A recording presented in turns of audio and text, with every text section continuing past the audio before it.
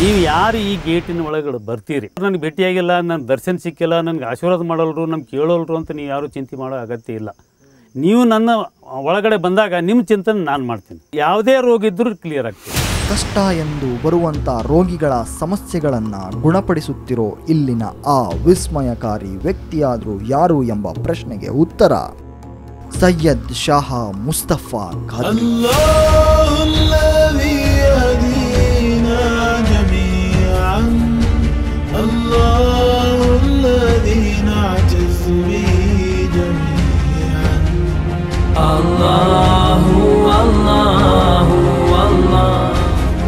ಇವರು ನೀಡುವ ಬಾದಾಮಿ ಬೀಜ, ಜೇನುತುಪ್ಪ, ತೆಂಗಿನಕಾಯಿಯ ನೀರು ಯಾವುದೇ ಶಸ್ತ್ರಚಿಕಿತ್ಸೆ ಇಲ್ಲದೆ ನಾನಾ ರೀತಿಯ ಕಾಯಿಲೆಗಳನ್ನು ಗುಣಪಡಿಸುತ್ತಿವೆ.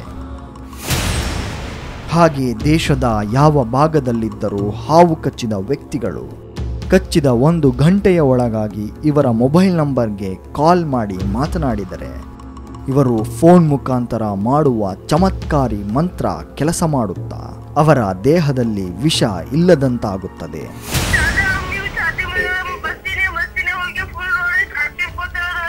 हाँ वो पानी उसके पानी है नहीं. हाँ पानी पे फ़ोन रख बेटा. निकालो. हाँ मुंह को पानी मार को पिला. फिर 5 मिनट बाद फ़ोन कर मुझे, आराम हुआ नहीं बोल. ಈಗಾಗಲೇ ಸಾವಿರಾರು ಜನರು ದೂರವಾಣಿ ಮುಖಾಂತರ ತಮ್ಮ ಸಮಸ್ಯೆಗಳನ್ನು ಬಗೆಹರಿಸಿಕೊಳ್ಳುತ್ತಿದ್ದಾರೆ. ಹಾಂ ದೇಶದಲ್ಲಿ ಬೇಕಾದಂಥ ಹಾವು ಕಡೀಲಿ ನಿಮಗೆ. ನೀವು ಎಲ್ಲೇ ಇರಲಿ, ನೀವು ಬರೀ ಒಂದು ಫೋನ್ ಮಾಡಿದರೆ ಸಾಕು. ಆ ಫೋನ್ ಮಾಡುವ ಸಮಯದಲ್ಲಿ 3 ತೆಂಗಿನಕಾಯಿ 1 ಬಾಟ್ಲಿ ನೀರು ತೊಗೊಂಡು ಫೋನ್ ಮಾಡಬೇಕು. ಮೊದಲ ಫೋನ್ ಹಾವು ಕಡ್ದಂಥ ವ್ಯಕ್ತಿಗೆ ಕಿವಿಗೆ ಹಚ್ಚಬೇಕು.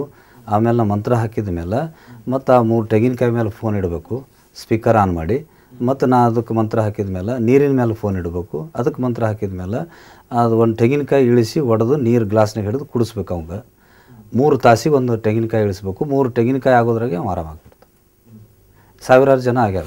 ನಾನಾ ಕಾರಣಗಳಿಂದ HIV ಸೋಂಕು ಹೊಂದಿರುವಂಥ ಪುರುಷರಾಗಲಿ ಮಹಿಳೆಯರಾಗಲಿ ಇಲ್ಲಿನ ಸ್ಥಳಕ್ಕೆ ಬರುವವರು ತಮಗೆ ವೈದ್ಯರು ಪರೀಕ್ಷೆ ಮಾಡಿ ನೀಡಿದ CD4 ವರದಿಯ ದಾಖಲೆಯೊಂದಿಗೆ ಬಂದು ಇವರು ನೀಡಿದ ಬಾದಾಮಿ ಜೇನುತುಪ್ಪ ಇಲ್ಲಿನ ಸ್ಥಳದಲ್ಲಿರೋ ಬಾವಿಯ ನೀರನ್ನು ಕುಡಿದು ಈಗಾಗಲೇ ಬೇರೆ ಬೇರೆ ರಾಜ್ಯಗಳ ಸಾವಿರಾರು ರೋಗಿಗಳು ಗುಣಮುಖರಾಗಿದ್ದಾರೆ.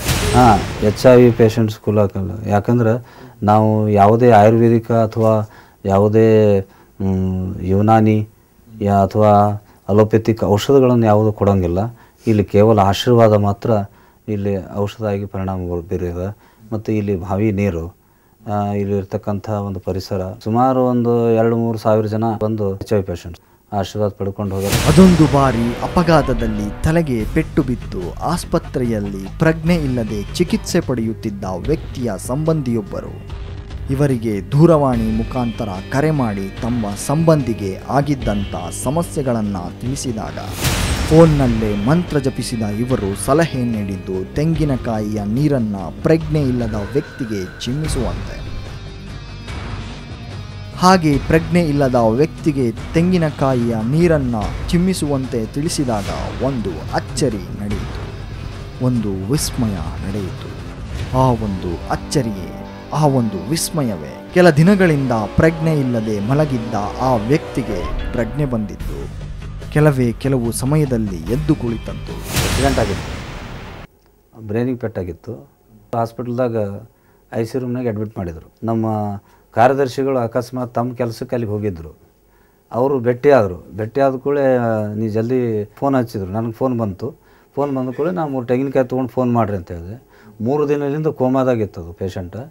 ಅದು ಫೋನ್ ಮಾಡಿದ ನಂತರ ಆ ತೆಂಗಿನಕಾಯಿ ತೊಗೊಂಡು ಇಳಿಸಿ ಒಡೆದು ನೀರು ಕುಡಿಸಿದ್ರು. ಮುಂದೆ ಅರ್ಧ ಗಂಟೆ ಒಳಗೆ ಅದು ಎಚ್ಚರ ಆಯಿತು. ಮುಂದೆ ಕ್ರಮೇಣ ಒಂದು ದಿನದಾಗ 3 ತೆಂಗಿನಕಾಯಿ ಆಗೋದ್ರಾಗೆ ಅವು ಮಾತಾಡಲಿಕ್ಕೆ ಪ್ರಾರಂಭ ಮಾಡಿದ್ರು. ಇವರ ಹೆಸರು ದೇವೇಂದ್ರಪ್ಪ ಅಂತ. ಇವರು ವೃತ್ತಿಯಲ್ಲಿ ವೈದ್ಯರಾಗಿದ್ದು ಅದೊಂದು ದಿನ ಇದ್ದಕ್ಕಿದ್ದ ಹಾಗೆ ಎದೆಯಲ್ಲಿ ನೋವು ಕಾಣಿಸಿಕೊಳ್ಳಲಾರಂಭಿಸಿತು. ಹಾಗೆ ನೋವು ಕಾಣಿಸಿಕೊಂಡ ಇವರು ತಾವು ವೈದ್ಯರಾಗಿದ್ದರಿಂದ ತನಿಖೆಗೆ ಹೃದಯ ಸಂಬಂಧ ಕಾಯಿಲೆ ಇರಬೇಕೆಂದು ಭಾವಿಸಿ ತನಗೆ ಹೃದಯ ಸಂಬಂಧಿಸಿದ ಕಾಯಿಲೆ ಇರಬೇಕೆಂದು ಭಾವಿಸಿ ತಮಗೆ ಪರಿಚಯವಿದ್ದ ಉನ್ನತ ಮಟ್ಟದ ಆಸ್ಪತ್ರೆಗಳ ವೈದ್ಯರಿಗೆ ತೋರಿಸಿದಾಗ ಅವರು ನಡೆಸಿದ ಪರೀಕ್ಷೆಯಿಂದ ತಿಳಿದದ್ದು ಕಿಡ್ನಿ ಸಮಸ್ಯೆ ಇದೆ ಎಂದು. ಡಾಕ್ಟ್ರಲ್ಲಿ ಏನಂತ ಹೇಳಿದ್ರು ಸರ್, ಇವರು ಏನಾದರೂ ಎಂಜಿಯೋಗ್ರಾಮ್ ಮಾಡ್ಬೇಕ್ರಿ, ಸ್ವಲ್ಪ ಹಾರ್ಟ್ ಸ್ವಲ್ಪ ಪ್ರಾಬ್ಲಮ್ ಅಂತಂದರು. ಅಲ್ಲಿ ನನಗೆ ಒಂದು ತಿಂಗಳು ಇಟ್ಕೊಂಡು ನನಗೇನು ರಿಸಲ್ಟ್ ಬರಲಿಲ್ಲ ಸರ್. ಆಮೇಲೆ ನಾನು ಬೆಂಗಳೂರು ಹೋದೆ ಸರ್. ಅಲ್ಲಿ ಕ್ಯಾನ್ಸರ್ ಹಾಸ್ಪಿಟ್ಲ್ ಆದರೆ ಅವರು ಎಲ್ಲ ಟೆಸ್ಟ್ಗಳು ಮಾಡಿ ಸರ್, ಇಲ್ಲರಿ ಅದು ಸ್ವಲ್ಪ ಕಿಡ್ನಿದು ಸ್ವಲ್ಪ ಪ್ರಾಬ್ಲಮ್ ಆದ, ಕಿಡ್ನಿ ಸ್ವಲ್ಪ ಡ್ಯಾಮೇಜ್ ಆಗಿದೆ ಅಂತ ಅಂದರು ಅವರು. ತಮ್ಮ ದೇಹದಲ್ಲೊಂದು ನೋವು ಕಾಣಿಸಿಕೊಂಡರೆ ಪರೀಕ್ಷೆಯಿಂದ ಗೊತ್ತಾಗುತ್ತಿದ್ದದ್ದು ಮತ್ತೊಂದು ಕಾಯಿಲೆ ಇದೆ ಎಂದು.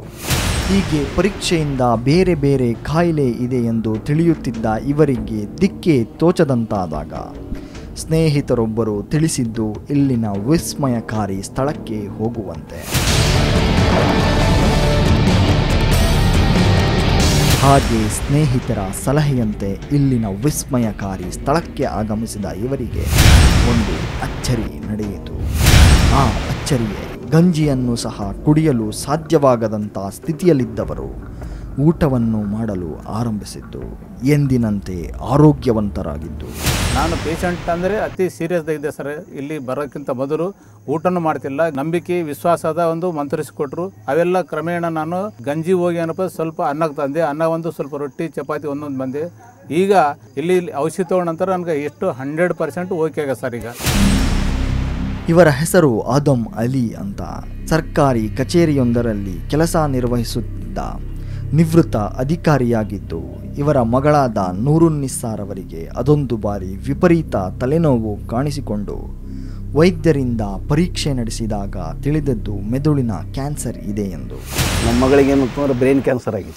ಹಾಗೆ ಇವರ ಮಗಳಿಗೆ ಮೆದುಳಿನ ಕ್ಯಾನ್ಸರ್ ಇದೆ ಎಂದು ಇವರಿಗೆ ತಿಳಿಸಿದ ವೈದ್ಯರು ಶಸ್ತ್ರಚಿಕಿತ್ಸೆ ನಡೆಸಿದರೂ ಬದುಕುವುದು ಕಷ್ಟ ಎಂದು ತಿಳಿಸಿಬಿಟ್ಟರು. ಹಾಗೆ ವೈದ್ಯರು ತಿಳಿಸಿದ ಮಾತಿಗೆ ಶಸ್ತ್ರಚಿಕಿತ್ಸೆ ನಡೆಸಲು ವೈದ್ಯರಿಗೆ ಇವರು ಅನುಮತಿಯನ್ನ ನೀಡಿದರು. ಅದೇ ರೀತಿ ಅನುಮತಿ ಪಡೆದ ವೈದ್ಯರು ನೂರುನ್ನಿಸಾರ್ ಅವರಿಗೆ ಶಸ್ತ್ರಚಿಕಿತ್ಸೆ ನಡೆಸಲು ತಯಾರಿ ನಡೆಸಲು ಮುಂದಾದಾಗ ಇವರಿಗೆ ಸ್ನೇಹಿತರೊಬ್ಬರು ನೀಡಿದ ಸಲಹೆಯಂತೆ ದೂರವಾಣಿ ಕರೆ ಮಾಡಿದ್ದು ಇಲ್ಲಿನ ಸೈಯದ್ ಶಹಾ ಮುಸ್ತಫಾ ಖಾದ್ರಿ ಅವರಿಗೆ. ಅವ್ರು ಏನಂದ್ರು ಆಪ್ರೇಷನ್ ಮಾಡಲೇಬೇಕು, ಆಪ್ರೇಷನ್ ಮಾಡಿದ್ರು ಕೂಡ ಉಳಿಯೋದು ಭರವಸೆ ಇಲ್ಲ ಅಂತ ಹೇಳಿದರು. ಬಾವೂರಿಗೆ ಏನದ ನಾನು ಫೋನ್ ಮಾಡಿದೆ ನಾನು ಆಸ್ಪತ್ರೆಯಿಂದ.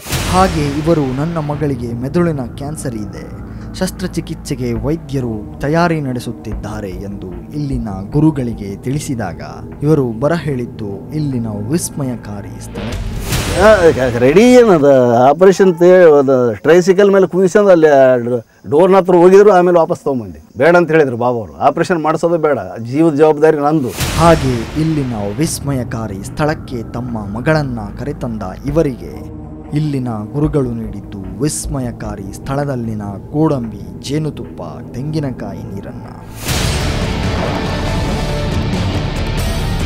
ಹಾಗೆ ಇವರು ನೀಡಿದ್ದನ್ನ ಸೇವಿಸಿದ ಇವರಿಗೆ ಕೆಲವು ದಿನಗಳಲ್ಲಿ ಒಂದು ವಿಚಿತ್ರ ನಡೆಯಿತು.